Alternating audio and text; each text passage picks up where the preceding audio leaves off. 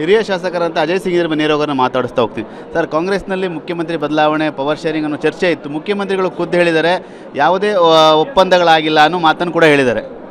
ಈಗ ತಾವೇ ಕೇಳಿದ್ರಿ, ಸದನದಲ್ಲಿ ಅವರು ಸ್ಪಷ್ಟವಾಗಿ ಹೇಳಿದ್ದಾರೆ, ಕಾಂಗ್ರೆಸ್ ಪಕ್ಷದಲ್ಲಿ ಹೈಕಮಾಂಡ್ ಇದೆ, ಹೈಕಮಾಂಡ್ ಏನು ಹೇಳ್ತಾರೆ ಅದಕ್ಕೆ ನಾವು ಬದ್ಧರಾಗಿದ್ದೀವಿ ಅಂತ ಮಾನ್ಯ ಮುಖ್ಯಮಂತ್ರಿನೇ ಹೇಳಿದ್ದಾರೆ. ಪದೇ ಪದೇ ಇದು ಮಾತಾಡೋದು ಅವಶ್ಯಕತೆಯೇ ಇಲ್ಲ. ಅಲ್ಲ, ಹೈಕಮಾಂಡ್ ನನ್ನ ಪರವಾಗಿದೆ ಅನ್ನೋ ಒಂದು ಹೇಳಿಕೆಯನ್ನು ಕೂಡ ಅನಿಸುತ್ತೆ ಅಂತ ಹೇಳಿದ್ದಾರೆ. ಹೈಕಮಾಂಡ್ ನನ್ನ ಪರವಾಗಿದೆ ಅಂತ ಅನಿಸುತ್ತೆ ಅಂತ ಹೇಳಿದ್ದಾರೆ. ಹೈಕಮಾಂಡ್ ಅವ್ರ ಪರವಾಗಿದೆ ಅಂತಕ್ಕೋಸ್ಕರನೇ ಅವರು ರಾಜ್ಯದ ಮುಖ್ಯಮಂತ್ರಿ ಆಗಿದ್ದಾರೆ.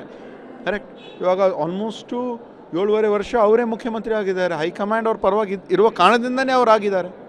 ಅವರು ಸ್ಪಷ್ಟವಾಗಿ ಹೇಳಿದ್ದಾರೆ, ಪದೇ ಪದೇ ಹೇಳಿದ್ದಾರೆ, ಹೈಕಮಾಂಡ್ ಏನು ಹೇಳ್ತಾರೆ, ಹೈಕಮಾಂಡ್ ಇಸ್ ಸುಪ್ರೀಂ, ನಾನು ಅವ್ರ ಮಾತು ಕೇಳ್ತೀನಿ ಅಂತ ಹೇಳಿದ್ದಾರೆ. ಮತ್ತೆ ಸರ್, ಒಪ್ಪಂದದ ಚರ್ಚೆಗಳು ಬರ್ತಾ ಇದೆ, ಒಪ್ಪಂದ ಆಗಿದೆ, ಕೊಟ್ಟು ಮಾತು ಅನ್ನೋ ಮಾತುಗಳ ನಿಮ್ಮ ಶಾಸಕರೇ ಹೇಳ್ತಾ ಇದ್ದಾರೆ ಸರ್. ಒಪ್ಪಂದ ಚರ್ಚೆ ಹೇಳಿದ್ದು ಯಾರು? ಅಶೋಕ್ ಅವರು, ಸುನೀಲ್ ಕುಮಾರ್ ಅವರು.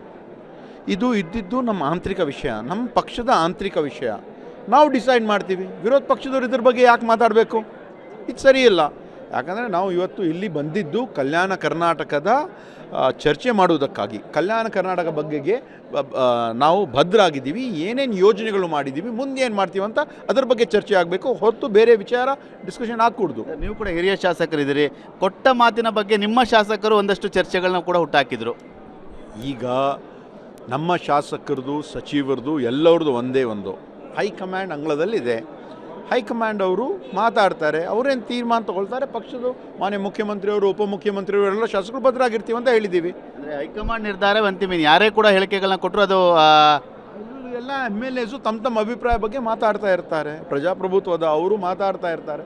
ಆದರೆ ಅಂತಿಮವಾಗಿ ಕಾಂಗ್ರೆಸ್ ಪಕ್ಷದಲ್ಲಿ ಹೈಕಮಾಂಡ್ ನಿರ್ಣಯನೇ ಅಂತಿಮ. Thank you. ಇದಿಷ್ಟು ಶಾಸಕರ ಅಂತ ಅಜಯ್ ಸಿಂಗ್ ಅವರ ಮಾತು. ಕ್ಯಾಮರಾ ಮಹೇಂದ್ರ ಜೊತೆ ಸುನಿಲ್, TV9 ಬೆಳಗಾವಿ.